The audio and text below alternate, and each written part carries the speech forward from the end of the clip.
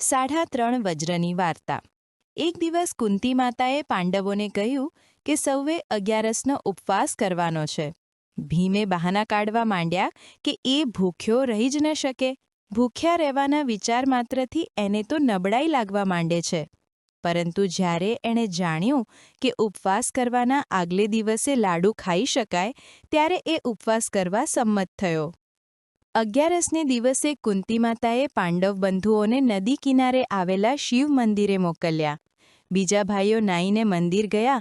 ભીમને આળસ હતું એટલે એ નદીના પાણીમાં પડખું કરીને સૂઈ રહ્યો। ભીમના વિશાળ દેહથી પાણી રોકાઈ ગયું અને મંદિરમાં પ્રવેશવા લાગ્યું। પાર્વતીજીએ શિવજીને પૂછ્યું કે આવું કેમ? શિવજી હસવા લાગ્યા અને કહે કે આ તો મારા એક ભક્તની પૂજા કરવાની આવી રીત છે। શિવજીએ સાક્ષાત પ્રગટ થઈ ભીમના શરીરના એ ભાગને સ્પર્શ કર્યો જે ઉપરના પડકે હતો। શિવજીએ ભીમને વરદાન આપ્યું કે એના શરીરનો આ ભાગ વજ્ર થઈ જશે। એક દિવસ દુર્વાસા મુનિ સ્વર્ગના રાજા ઇન્દ્રને મળવા સ્વર્ગમાં ગયા। ઇન્દ્રએ દુર્વાસા મુનિનો આદર સત્કાર કર્યો। દુર્વાસા મુનિ આંખો બંધ કરીને ઇન્દ્રના દરબારમાં બેઠા।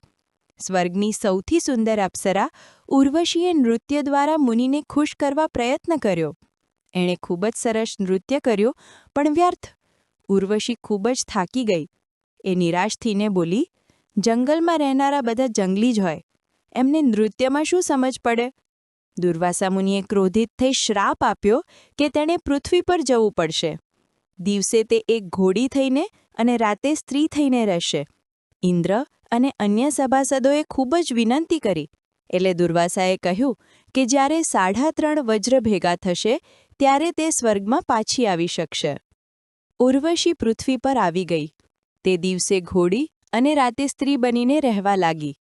એક દિવસ દુર્યોધનના રાજ્યમાં આવેલ એક નાના પ્રદેશ સુંદીરનો રાજા ડાંગવ શિકાર કરવા નીકળ્યો। અચાનક જ રાતે એના પર એક વૃક્ષ ઉપરથી હૂંફાળા આંસુના ટીપાં પડ્યા। એણે ઉપર જોયું તો એક અત્યંત સુંદર સ્ત્રી રડતી હતી। ડાંગવ રાજાએ એની સાથે લગ્ન કરવાનો પ્રસ્તાવ કર્યો। એ સ્ત્રી એટલે ઉર્વશીએ રાજાને સાચી વાત કહી અને વચન માંગ્યું કે કોઈ પણ કિંમતે એને તરછોડશે નહીં। અમુક સમય પસાર થતાં નારદજીએ વિચાર્યું કે ઉર્વશીને શ્રાપમુક્ત કરવા કંઈક કરવું જોઈએ। તેઓ શ્રી કૃષ્ણના પુત્ર પ્રદ્યુમન પાસે ગયા અને એને કહ્યું કે એક સુંદર સ્ત્રી ડાંગવ રાજા સાથે રહે છે, જે ખરેખર તો પ્રદ્યુમન સાથે હોવી જોઈએ। પ્રદ્યુમને આ સ્ત્રીને મેળવવા જીદ કરી બેઠો।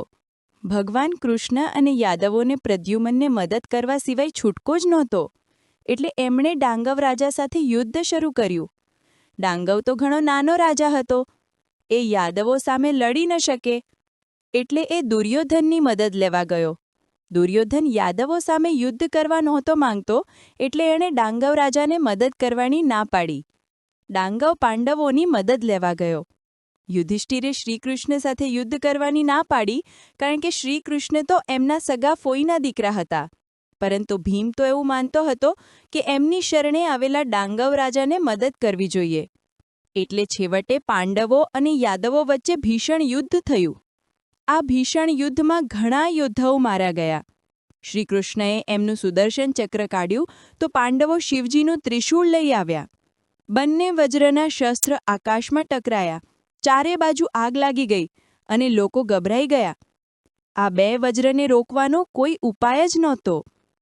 શ્રીકૃષ્ણએ હનુમાનજીને બોલાવવાનું સૂચન કર્યું, કારણ કે હનુમાનજીનું શરીર વજ્રનું હતું। માત્ર હનુમાનજી જ આ બે વજ્રને છૂટા પાડી શકે। હનુમાનજી કહે કે જો તેઓ આ બે વજ્ર સાથે નીચે પટકાય તો જમીન ફાટી જાય, એટલે ભીમને જમીન પર આડે પડખે સૂવા કહ્યું। ભીમના શરીરનો જે ભાગ વજ્રનો હતો તે ભાગ આકાશ તરફ રહે એ રીતે ભીમ સૂઈ ગયો। હનુમાનજીએ વજ્રના આ બે શસ્ત્રોને છૂટા પાડ્યા અને તેઓ ભીમના શરીરના વજ્રના પડખે ઉપર પડ્યા। આની સાથે જ 3.5 વજ્ર ભેગા થયા। સુદર્શન ચક્ર, ત્રિશૂળ, હનુમાનજીનું વજ્રનું શરીર અને ભીમનું અડધું વજ્રનું શરીર, આમ 3.5 વજ્ર ભેગા થતાં જ ઉર્વશી શ્રાપ મુક્ત થઈને સ્વર્ગમાં પાછી ફરી।